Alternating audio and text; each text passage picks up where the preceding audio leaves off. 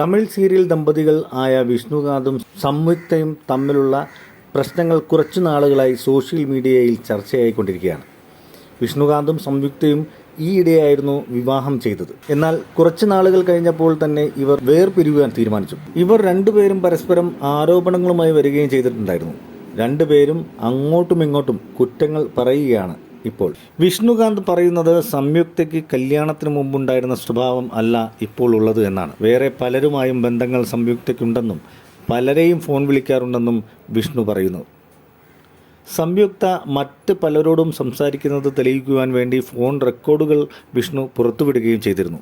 വിഷ്ണു മാത്രമല്ല, സംയുക്തയും വിഷ്ണുവിന് നേരെ ഗുരുതര ആരോപണങ്ങളുമായി വന്നിരുന്നു.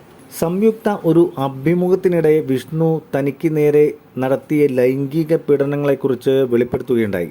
സംയുക്ത പറയുന്നത് വിഷ്ണു പലപ്പോഴും സെക്സിനെക്കുറിച്ച് മാത്രമാണ് ചിന്തിക്കുന്നതെന്നും പലതരത്തിലുള്ള പോൺ വീഡിയോകൾ കാണാൻ തന്നോട് ആവശ്യപ്പെടാറുണ്ടെന്നും എല്ലാ ദിവസവും ലൈംഗികമായി നിരവധി ഉപദ്രവങ്ങൾ തനിക്ക് നേരെ ചെയ്യുമെന്നും അതുമൂലം തൻ്റെ സ്വകാര്യ ഭാഗത്ത് അലർജി ഉണ്ടായി എന്നും താരം പറഞ്ഞു.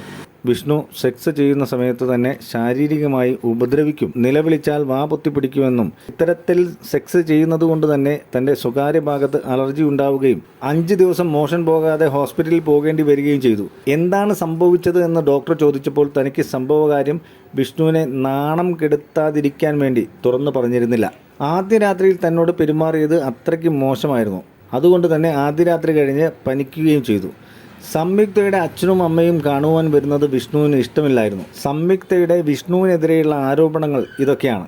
ഇവർ രണ്ടുപേരും ഇപ്പോഴും പരസ്പരം ചെളി വാരി എറിയുകയാണ്. സമൂഹത്തിന് മുന്നിൽ ഇവരുടെ വില കളയുകയാണ് രണ്ടുപേരും.